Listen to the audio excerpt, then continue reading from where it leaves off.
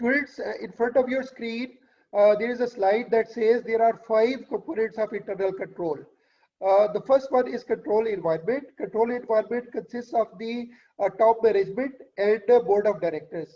आपके board of directors और आपकी management किस हद तक serious है controls के बारे में, उनकी जो है understanding कैसी है, उनकी awareness कैसी है और उनका attitude क्या है, और फाइनली वो अगर इसको सीरियस समझते हैं तो उसके ऊपर एक्शंस क्या लेते हैं.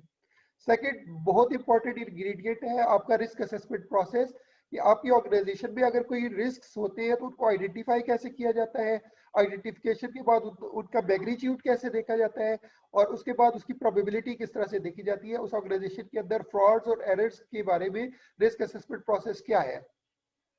This was the second component that we studied in our last class. Third is आपका IT सिस्टम, आपका ERP सिस्टम कैसा है जो कि फाइनेंशियल रिपोर्टिंग के लिए आपको हेल्प आउट करता है. तो उसके अंदर नॉर्मली लोग डिफरेंट मार्केट के अंदर जो ERPs है वो यूज करते हैं. कोई SAP यूज करता है, कोई Oracle यूज करता है, कोई Microsoft GP Dynamics, बहुत ही छोटी ऑर्गेनाइजेशंस है तो क्विक बुक्स और पीएचडी वगैरह यूज करती है, और कुछ लोगों ने अपने इन हाउस भी सिस्टम्स डिजाइन किए हुए होते हैं. तो ये तो हो गई फर्स्ट 3 सेगमेंट्स. आज का हमारा जो टारगेट है वो है कि हम कंट्रोल एक्टिविटीज क्या होती है एक ऑर्गेनाइजेशन में. ये इनफैक्ट ये सबसे इंपॉर्टेंट अगर कहा जाए तो ये कंट्रोल एक्टिविटीज सबसे इंपॉर्टेंट है, और उसके बाद मॉनिटरिंग ऑफ कंट्रोल्स है. तो ये 5 चीजें मिलके किसी भी ऑर्गेनाइजेशन का इंटरनल कंट्रोल बनाते हैं.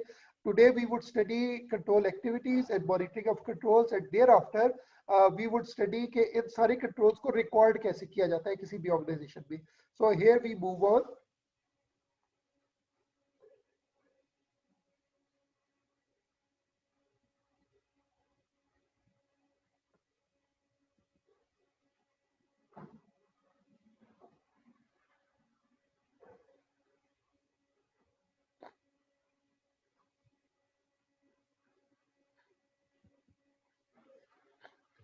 So what are control activities? Our today's topic is control activities के बारे में जानना. Control activities आपने एक word सुना होगा कि फ्लो ऑर्गेनाइजेशन की policies and procedures क्या है. तो basically policies and procedures are the control activities. So control activities are those policies and procedures that help ensure the management directives are carried out. ISA 315 जो कि हमने already पढ़ा था, जिसका टॉपिक है, जिसका टाइटल है understanding of an entity. It says that the auditor shall obtain an understanding of control activities relevant to audit and how the entity has responded to risks arising from it. तो इसमें major आपका purpose क्या है policies and procedures का? उसका purpose ये है कि prevention of frauds and errors, detection of frauds and errors and correcting the same. So first of all आपका सिस्टम इतना स्ट्रॉन्ग होना चाहिए, पॉलिसीज एंड प्रोसीजर्स ऐसी होनी चाहिए कि कोई फ्रॉड एंड एरर हो ही ना सके, उसको आपका सिस्टम प्रिवेंट करे. नंबर 1. नंबर 2, अगर इन केस किसी भी फ्लॉ की वजह से हो जाए तो उसको टाइमली डिटेक्ट कर सके, और डिटेक्ट करने के बाद उसको करेक्ट कर सके. ये है कंट्रोल एक्टिविटीज. अब कंट्रोल एक्टिविटीज को हम डिटेल से स्टडी करते हैं कि किसी भी ऑर्गेनाइजेशन में कंट्रोल एक्टिविटीज होनी क्या चाहिए, उसके क्या क्या मेजर कंपोनेंट्स हैं. तो वेरी फर्स्ट एक्टिविटी जो कि होनी चाहिए वो ये है कि उस ऑर्गेनाइजेशन के अंदर कुछ की चीजें, कुछ की रिक्वायरमेंट्स होनी चाहिए. Number 1, authorisation. ऑथराइजेशन का क्या मतलब है? Authorization means approval and control of documents. कि आपके पास सेल्स इनवॉइस है, आपके पास परचेज इनवॉइस है, कोई भी डॉक्यूमेंट जो उस ऑर्गेनाइजेशन में है वो अनअप्रूव्ड नहीं होनी चाहिए, उसको कोई ना कोई अप्रूविंग अथॉरिटी को ऑथराइज किया हुआ हो कि वो अप्रूव करे. So first control activity in any organization is authorization. आप अपने ERP में कोई भी डॉक्यूमेंट इनकॉर्पोरेट नहीं करेंगे, रिकॉर्ड नहीं करेंगे जो कि प्रॉपरली अप्रूव्ड ना हो, प्रॉपरली एक ऑथराइज बंदे ने ना की हो. तो फर्स्ट कैटेगरी इज ऑथराइजेशन, जो कि राइट मोस्ट साइड के ऊपर आ रही है. कि आपकी ये अब प्रैक्टिकल साइड को हम टच कर रहे हैं कि किसी भी सिस्टम के अंदर उसकी कंट्रोल एक्टिविटीज क्या क्या होती है. तो whatever document that you see in any ERP, उसके साथ किसी न किसी बंदे की अथॉरिटी अटैच होनी चाहिए और उसको प्रॉपरली वो डेलीगेट होनी चाहिए कि जी इस डॉक्यूमेंट को आप अप्रूव करेंगे. फॉर एग्जांपल एक आप सेल्स कर रहे हैं तो कौन सा बंदा ऑथराइज्ड है उस सेल को अप्रूव करने के लिए कि जी ये सेल्स होगी, इतनी क्वांटिटी इस ऑर्गेनाइजेशन से जा सकती है और इस रेट के ऊपर जा सकती है। फॉर एग्जांपल, अगर आपके पास 3 रीजन्स है, एक लाहौर है, एक कराची और इस्लामाबाद है, और आपके पास इन्वेंट्री बहुत ही लिमिटेड है, तो अब कौन सा बंदा है जिसने ये डिसाइड करना है कि कितनी इन्वेंट्री लाहौर रीजन को दी जाएगी, कितनी कराची को दी जाएगी, कितनी नॉर्थ रीजन को दी जाएगी। तो अगर कोई इस तरह का मैकेनिज्म नहीं होगा तो कोई भी रीजन अपना इन्फ्लुएंस यूज करके उस इन्वेंट्री को ले जा सकेगा। So the first and foremost is the approving authority. या जैसे आपने कोई पेमेंट करनी है तो आपके पास लिमिटेड कैश फ्लो है, तो आपके पास एक मैकेनिज्म होना चाहिए कि आपका कौन सा बंदा ऑथराइज होगा पेमेंट्स को अप्रूव करने के लिए, क्योंकि विदाउट दैट जो भी बंदा इन्फ्लुएंस करेगा उसको पेमेंट हो जाएगी। मैंने बहुत सारी ऑर्गेनाइजेशन में देखा है कि लोग फाइनेंस को ऑथराइज नहीं करते, प्रोक्योरमेंट ही कैश को हैंडल कर रही होती है, that is wrong. So first activity in any organization जो कंट्रोल एक्टिविटी है वो है ऑथराइजेशन, कि आपको प्रोक्योरमेंट की डॉक्यूमेंट्स कौन ऑथराइज करेगा, फाइनेंस की डॉक्यूमेंट्स, कैश, बैंक मैटर्स कौन ऑथराइज करेगा, सेल्स के मैटर्स कौन ऑथराइज करेगा, डे टू डे ऑपरेशंस कौन ऑथराइज करेगा। So there must be some person who must be delegated with the authority to approve anything. Number 2, ये तो हो गया जो फिजिकल आपकी अथॉरिटीज है। अब सिस्टम पे आ जाए तो सिस्टम के अंदर कंट्रोल्स कैसे हैं आपके, ये सेकंड चीज है कि आपके इंटरनल कंट्रोल्स, इंफॉर्मेशन प्रोसेसिंग के कंट्रोल्स क्या है। तो उसमें क्या है कि ईआरपी के अंदर हर बंदे के कुछ राइट्स होते हैं कि वो किस चीज को एडिट कर सकता है, कहाँ डाटा एंट्री कर सकता है, किन किन चीजों को रिव्यू कर सकता है, किन किन चीजों को अप्रूव कर सकता है। तो वहां पे हर बंदे के राइट्स एंड ऑब्लिगेशंस होते हैं। फॉर एग्जांपल, फाइनेंस के बंदे को फाइनेंस की डॉक्यूमेंट्स का तो एक्सेस होगा, हो सकता है उसे एचआर के रिकॉर्ड्स का एक्सेस ना हो, किसी के पर्सनल रिकॉर्ड्स का एक्सेस ना हो। सिमिलरली एचआर वालों को लोगों के पर्सनल रिकॉर्ड की तक तो एक्सेस होगी, लेकिन उन्हें कैश की डाटा एंट्री की या कैश की पेमेंट की डाटा एंट्री की या उनकी अप्रूवल की अथॉरिटी नहीं होगी। तो ईआरपी के अंदर जो सेकंड आपके सामने आ रहा है, कंट्रोल्स ओवर कंप्यूटराइज्ड एप्लीकेशंस, उसके अंदर आपके जो आईटी के लोग हैं वो हर बंदे की डिटरमिन करते हैं कि किस किस बंदे के क्या क्या राइट्स एंड ऑब्लिगेशंस है। इवन रिव्यू भी नहीं कर सकते आप दूसरों की चीजों को। उसके बाद क्या चीज है कि आप जिस वक्त कोई इंफॉर्मेशन प्रोसेस कर रहे हैं, लेट सपोज एक पार्टी ने आपको 5 सप्लाईज दी, उनकी 5 इनवॉइसेस है, तो उनकी टोटली क्या आपके सिस्टम में ठीक हो रही है, मैनुअली भी ठीक हो रही है और सिस्टम में भी उसकी अरिथमेटिकल एक्यूरेसी क्या इंश्योर की गई है या नहीं। फॉर एग्जांपल, आपके पास एक इनवॉइस है तो इनवॉइस के ऊपर क्वांटिटी भी आती है, रेट्स भी आती है और टोटल अमाउंट भी आती है। तो क्या वो formula quantity multiplied by rates वो टोटल ठीक आ रहा है, या उसके अंदर सेल्स टैक्स है वो प्रॉपर कैलकुलेट हो रहा है, उसके अंदर डिस्काउंट्स प्रॉपर आ रहे हैं। फिर एक चीज ये होती है कि हर कुछ अरसे बाद प्राइसेस रिवाइज होती है, तो ऑडिटर को ये भी देखना पड़ता है कि क्या आपकी अरिथमेटिकल एक्यूरेसी और आपके सिस्टम ऐसे इन प्लेस है कि जब भी प्राइसेस रिवाइज हो तो वो ऑटोमेटिकली उस टाइप की पीरियड के अंदर वो रिफ्लेक्ट भी प्रॉपर हो रही है या नहीं हो रहे। बस का तो होता है कि आप नवंबर के रेट्स भी आपने डाल दिए, दिसंबर के रेट्स भी डाल दिए, जनवरी के रेट्स भी डाल दिए, तो अब अगर नवंबर की इनवॉइस आप जनरेट करेंगे तो वो क्या दिसंबर के रेट्स तो नहीं ले रहा या जनवरी के रेट्स तो नहीं ले रहा कि जो आपने डिसाइड किए थे कि किस किस महीने में क्या क्या रेट्स होंगे हमारे। तो उस चीज को इंश्योर करना कि उसकी अरिथमेटिकल एक्यूरेसी ठीक होनी चाहिए। Fourth one is maintaining and reviewing control accounts and trial balances. अब देखिए कंट्रोल अकाउंट्स क्या होते हैं कि हर एक चीज का नॉर्मली एक कंट्रोल अकाउंट होता है और उसके नीचे उसके सब्सिडरी लेजर्स होते हैं। जैसे सेल्स के लेजर्स होते हैं जिसके अंदर region wise quantities, region wise sales और सारा कुछ स्टफ होता है, और उसका एक मेन कंट्रोल के अकाउंट क्या होता है लेजर के अंदर, सेल्स। तो ऑडिट करते हुए आप ये चीज भी इंश्योर करते हैं कि जो सब्सिडरी लेजर है और जो कंट्रोल अकाउंट है उनकी फिगर्स आपस में मैच कर रही है या नहीं मैच कर रही। सिमिलरली इन्वेंट्री है, तो इन्वेंट्री जो है ईआरपी के अंदर इन्वेंट्री मॉड्यूल के अंदर उसकी सारी रिकॉर्डिंग हो रही होती है, लेकिन उस इन्वेंट्री के अंदर जो भी उसका रिजल्ट होता है वो जनरल लेजर में इन्वेंट्री के अकाउंट में रिफ्लेक्ट हो रहा होता है। तो आपने ये देखना है कि क्या आपके ये जो सब्सिडरी लेजर्स है उनके बैलेंसेस और आपके लेजर बैलेंसेस आपस में टैली कर रहे हैं या नहीं, और फिर लेजर बैलेंसेस से सारे बैलेंसेस उठ के ट्रायल में प्रॉपर आ रहे हैं या नहीं। तो ये आपकी सिस्टम की चीजें हैं। तो हमने अभी इस स्लाइड में क्या पढ़ा कि किसी भी ऑर्गेनाइजेशन के अंदर you have to see authorization. Authorization means कौन कौन सा बंदा अप्रूव्ड है, ऑथराइज्ड है। नंबर 2, आपकी इंफॉर्मेशन प्रोसेसिंग कैसे हो रही है, आपके फिजिकल कंट्रोल्स कैसे हैं, किस किस को राइट है, किस किस को राइट्स नहीं है, और आगे उनके रिकॉर्ड मेंटेनेंस आपस में टैलीड है, आपके अरिथमेटिकल एक्यूरेसी है या नहीं। उसके बाद आ जाता है जब आप डाटा एंट्री कर लेते हैं तो उसकी रिकंसिलिएशन भी होती है। जैसे बैंक का है तो बैंक की रिकंसिलिएशन होती है।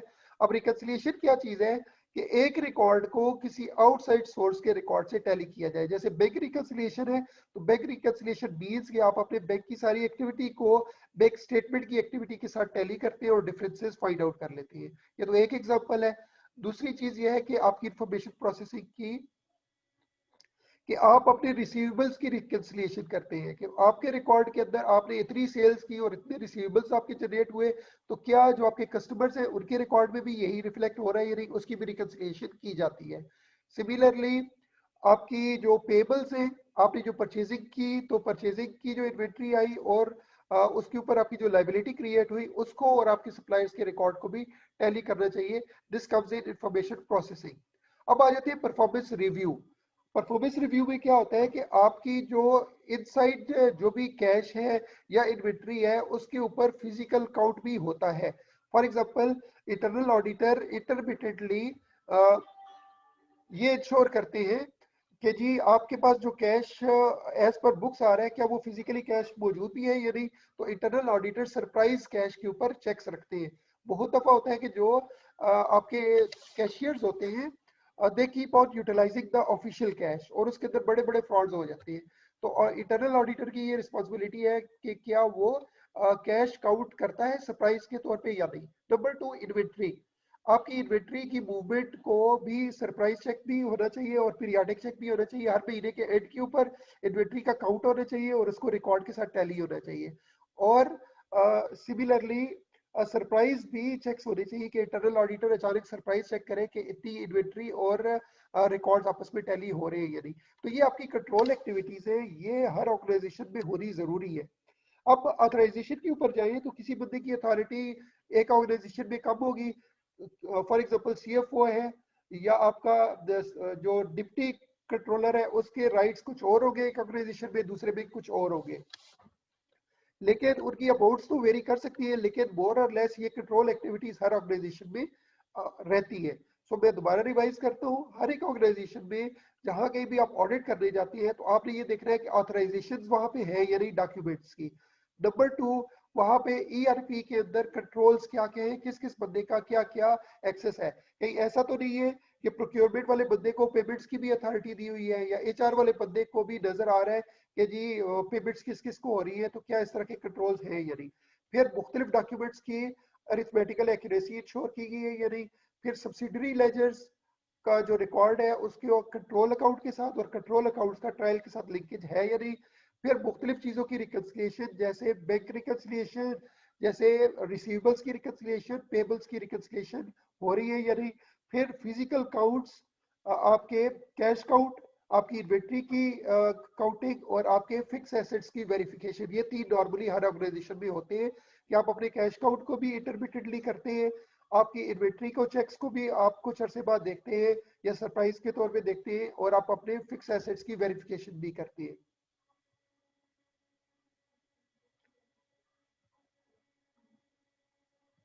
अब इसके बाद एक और इम्पॉर्टेंट चीज आ जाती है कि आप अपना इंटरनल डाटे को एक्सटर्नल डाटे के साथ भी टैली करते हैं। फॉर एग्जांपल आप यहाँ से तो गुड्स डिस्पैच करते हैं, लेकिन आप अपने सब जो कस्टमर्स है वहां देखते हैं कि क्या वहां पे वो वाला मटेरियल पहुंचा है या नहीं। तो ये आप परफॉर्मेंस रिव्यूज करते हैं। उसमें बहुत दफा होता है कि यहाँ से तो आपकी ऑर्गेनाइजेशन से आपकी फैक्ट्री से चीजें डिस्पैच हो गई, लेकिन दूसरी ऑर्गेनाइजेशन में वो चीजें पहुंची ही नहीं। तो इस चीज को भी कंट्रोल करना बहुत जरूरी है कि आपका इंटरनल जो डाटा है वो एक्सटर्नल डाटा के साथ टैली हो। यहाँ से जो चीजें डिस्पैच हुई वो आया कस्टमर की प्रेमिसेस में पहुंची है या नहीं। तो दिस इज परफॉर्मेंस रिव्यू। अब एक और इम्पॉर्टेंट चीज है इन्वेंट्री के केस के सिलसिले में कि इन्वेंट्री के केस में जहां पे आपका वेयर हाउस है या जहां पे आपका स्टोर रूम है वहां पे किसी बंदे को एक्सेस नहीं होनी चाहिए unauthorized. For example warehouse के अंदर प्रोक्योरमेंट के बंदे की एक्सेस नहीं होनी चाहिए, वहां सेल्स के बंदे की एक्सेस नहीं होनी चाहिए, वहां एचआर के बंदे की एक्सेस नहीं होनी चाहिए। वहां पे लिमिटेड एक्सेस हो, क्योंकि जब लिमिटेड एक्सेस नहीं होगी कोई भी बंदा उस इन्वेंट्री को ले जा सकेगा। So this is very important control activity कि यू हैव अ सिस्टम कि जिसके तहत लोगों की उस इन्वेंट्री की तक एक्सेस नहीं होनी चाहिए, आपके एसेट्स तक एक्सेस नहीं होनी चाहिए और आपके रिकॉर्ड्स तक भी एक्सेस नहीं होनी चाहिए। आपकी इन्वेंट्री भी लॉक एंड की भी होनी चाहिए, आपके एसेट्स के ऊपर भी कंट्रोल हो। फॉर एग्जांपल आपके व्हीकल्स हैं तो व्हीकल्स की जो कीज है ये नहीं कि वो ओपन पड़ी हुई हो कि कोई भी ले जा सके और गाड़ी को चोरी कर ले, या आपकी फैक्ट्री से निकलते हुए गेट के ऊपर भी कंट्रोल्स होने चाहिए कि कोई भी इन्वेंट्री की अनऑथराइज मूवमेंट गेट से भी आउट ना हो सके। सिमिलरली रिकॉर्ड्स, जब भी आप कोई डॉक्यूमेंट्स प्रोसेस करते हैं, आपके वाउचर्स होते हैं, आपके बैंक अकाउंट की स्टेटमेंट्स होती है, आपके परचेज की डॉक्यूमेंट्स होती है, सेल्स की डॉक्यूमेंट्स होती है, एचआर की लोगों की पर्सनल फाइल्स होती है, उन सब तक भी एक्सेस लोगों की नहीं होनी चाहिए। लिमिटेड जो ऑथराइज लोग होते हैं उन्हीं की एक्सेस होनी चाहिए, और जो जहाँ पे आपका रिकॉर्ड मेंटेन हो रहा है वहां पे भी लॉक इन की इंश्योर होनी चाहिए। तो ये फिजिकल कंट्रोल्स है आपके कि आपकी इन्वेंट्री के ऊपर, आपकी कैश के ऊपर, आपकी जो एसेट्स हैं और आपके जो रिकॉर्ड्स हैं ये प्रॉपर लॉक इन की भी होनी चाहिए। ये भी एक कंट्रोल एक्टिविटी है। अब एक और बहुत इंपॉर्टेंट एक्टिविटी की तरफ हम जा रहे हैं, वो है सेग्रीगेशन ऑफ ड्यूटीज।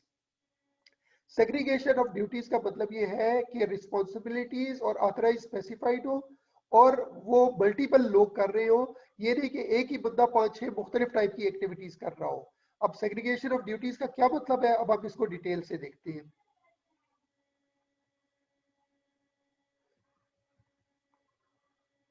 इस स्लाइड को पढ़ेगा जनाब कौन, हन्नान अहमद, बेटा आप पढ़े इस स्लाइड को कि what is segregation of duties.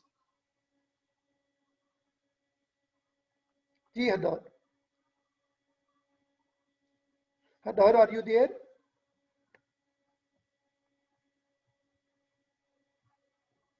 Hannan नहीं है तो हैदर मलिक पढ़ ले। Haider are you there?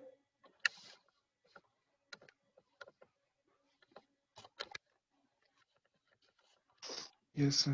Ji please. जी पहला पैराग्राफ पढ़े आप, व्हाट इज सेग्रीगेशन।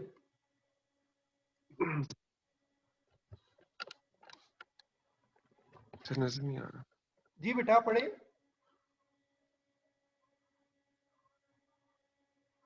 हन्नान और हैदर प्लीज, टाइम वेस्ट हो रहा है हमारा।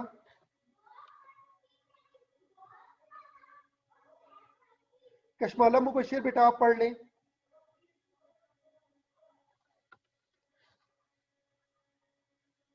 स्टूडेंट्स ये सामने स्लाइड है, इसको सिर्फ पढ़ना ही है। Why are you people hesitant in that.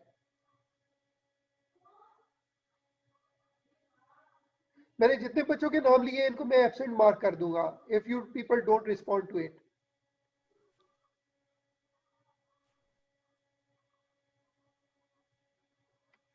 Sir मैं पढ़ दूं। जी please. Segregation implies a number of people being involved in the accounting process. This make it more difficult for fraudulent transactions to be processed since a number of people who have to collude in the fraud, and it is also more difficult for accidental errors to be processed since the more people are involved, the more checking there can be. Okay, so segregation का मतलब यह है कि आप किसी भी चीज को किसी एक बंदे की रिस्पॉन्सिबिलिटी में ना दे दें, बल्कि अगर it's a series of multiple activities तो उसमें मल्टीपल लोग इन्वॉल्व हो।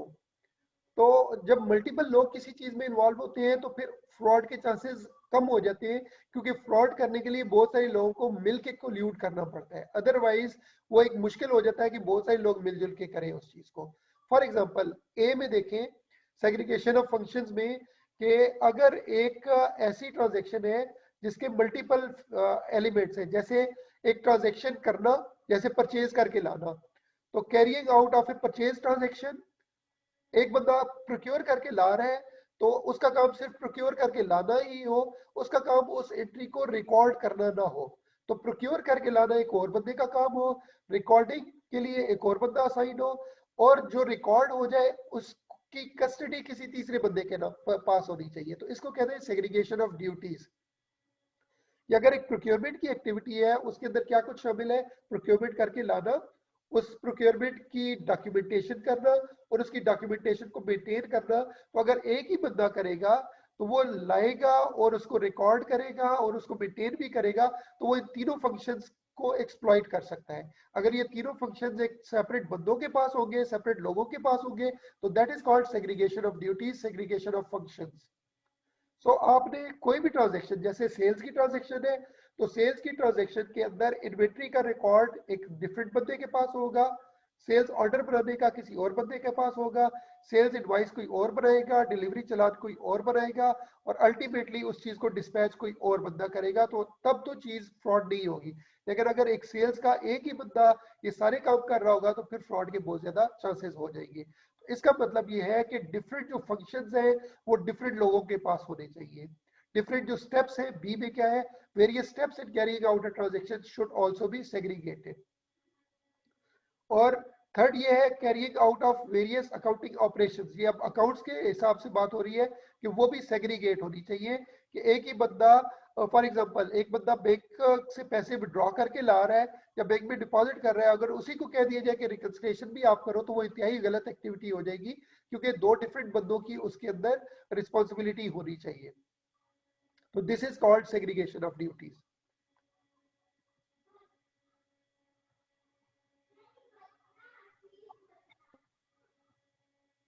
सो हमने अभी तक जो कवर किए, आज हमने कंट्रोल एक्टिविटीज कवर की। मैं दोबारा रिपीट कर देता हूं। Till now what we have studied, हमने देखा कंट्रोल एनवायरनमेंट। कंट्रोल एनवायरनमेंट का मतलब यह है कि एक ऑर्गेनाइजेशन के बीओडी और उसकी मैनेजमेंट के साथ तक सीरियस है, उस ऑर्गेनाइजेशन के कंट्रोल्स के बारे में, वो उनकी अवेयरनेस कैसी है, उनका एटीट्यूड क्या है, उनके एक्शंस क्या हैं। रिस्क असेसमेंट प्रोसेस उस ऑर्गेनाइजेशन में होना चाहिए कि जिसमें वो फ्रॉड्स और एरर्स के रिस्क को आइडेंटिफाई कर सके, उसका मैग्नीट्यूड देख सके और उसकी अकरेंस की प्रोबेबिलिटी देख सके। फिर हमने ईआरपीस को देखा कि ईआरपीस के अंदर प्रॉपरली कंट्रोल्स होने चाहिए, और उसके बाद हमने कंट्रोल एक्टिविटीज देखी, कि कंट्रोल एक्टिविटीज को काफी डिटेल से देखा कि जी ऑथराइजेशन एक एलिमेंट है, एक एक्टिविटी है, उसमें प्रॉपर ऑथराइजेशन होनी चाहिए, रिकंसिलिएशन होनी चाहिए, उसके अंदर फिजिकल कंट्रोल्स होने चाहिए और all that stuff. Now we are going to study monitoring of controls, कि ये जितना कुछ भी हमने पढ़ा, इसको मेंटेन करना और इसको कंट्रोल करना भी बहुत जरूरी है, इसको मॉनिटर करना भी जरूरी है, कि आपने जो सिस्टम इन प्लेस कर दिया, क्या वो फंक्शन भी कर रहे हैं या नहीं। क्योंकि बहुत दफा होता है कि लोग एक सिस्टम तो डिजाइन कर लेते हैं, लेकिन उसकी इम्प्लीमेंटेशन नहीं हो रही होती। तो मॉनिटरिंग ऑफ कंट्रोल्स भी एक बहुत इंपॉर्टेंट फैक्टर है, जो इनके टॉप के ऊपर है, कि जो ओवरसाइट करता है कि आपने डॉक्यूमेंट तो बहुत अच्छी बना दी, क्या आपने इस डॉक्यूमेंट को, इंटरनल कंट्रोल डॉक्यूमेंट को फिजिकली इंप्लीमेंट भी कर रहे हैं या नहीं। तो पहली चीज है कि डिजाइन को देखना कि डिजाइन अच्छा है या नहीं। सेकंड, डिजाइन अच्छा होने के बाद क्या उसको इंप्लीमेंट भी किया जा रहा है। और थर्ड ये है कि इंप्लीमेंट भी कर दिया, तो इंप्लीमेंट करने के बाद आपको कुछ लूप होल्स आए, कोई प्रॉब्लम्स आई, तो क्या उसको इंप्रूव भी किया जा रहा है कि नहीं। तो ये मॉनिटरिंग ऑफ कंट्रोल्स में ये एक्टिविटीज आती है।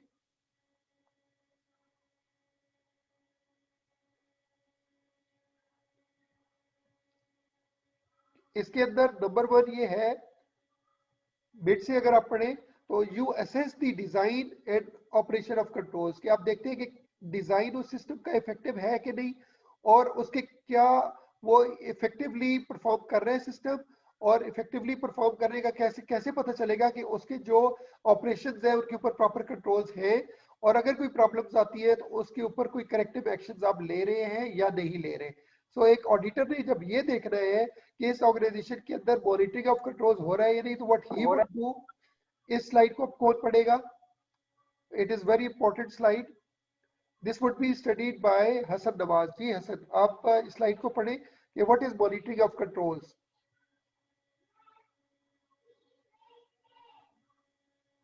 आवाज आ रही है? जी जी आ रही है। The monitoring of controls. The auditor shall obtain an understanding of the major activities that the entity uses to monitor internal control over financial reporting, including those related to control activities relevant to the audit, how the entity initiates the corrective action to deficiencies in the control. If the ठीक हो गया। entity has जी internal audit functions, the auditor shall obtain an understanding of the nature of its responsibilities, its organizational status, and the activities performed to be performed. The auditor shall also obtain an understanding of sources of information used in the monitoring activities and the basis on which management considered it reliable. Okay, so एक organization के अंदर जो monitoring of controls की responsibility होती है वो उसके internal audit की रिस्पॉन्सिबिलिटी होती है। इंटरनल ऑडिट फंक्शन का पर्पस ये होता है कि वो देखे कि एक सिस्टम जो है वो प्रॉपरली डिजाइन है या नहीं, इंटरनल कंट्रोल का सिस्टम प्रॉपरली डिजाइन है या नहीं, उसकी प्रॉपर डॉक्यूमेंटेशन है या नहीं। तो अगर नहीं है तो इंटरनल ऑडिटर की जिम्मेदारी होती है कि वो एक अच्छा इंटरनल कंट्रोल सिस्टम डिजाइन करके दे। जब आपने डिजाइन कर दिया तो नेक्स्ट रिस्पॉन्सिबिलिटी आती है कि उस डिजाइन कंट्रोल्स को आपने इंप्लीमेंट भी करना है। इंटरनल ऑडिटर चेक करता है कि जी एक प्रोक्योरमेंट 1 लाख रुपए की प्रोक्योरमेंट की जिम्मेदारी जो है वो एक कोऑर्डिनेटर की है, और 5 मिलियन से अबव की लेट सपोज जिम्मेदारी है वो प्रोक्योरमेंट के हेड की। तो कहीं ऐसा तो नहीं है कि कोऑर्डिनेटर ही 5 मिलियन की एक्टिविटीज को कर रहा है, तो उसने इन कंट्रोल्स को इंश्योर करना है कि वो एक्चुअली जो आपने ऑथराइजेशन दी हुई है कि स्टेप 1 का बंदा लेट सपोज 1 लाख तक की प्रोक्योरमेंट को ऑथराइज कर सकता है, स्टेप 2 वाला बंदा 5 लाख को कर सकता है, स्टेप 3 वाला 5 लाख से ऊपर को कर सकता है।